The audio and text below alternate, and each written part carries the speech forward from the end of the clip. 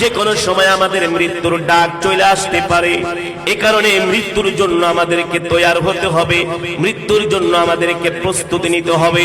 আমরা কিভাবে মৃত্যুর জন্য তৈয়ার হব, কিভাবে মৃত্যুর জন্য প্রস্তুতি নিব? এমন একটা লম্বা পথ যেখানে আমরা কোনো রাস্তাঘাট চিনি না, যেখানে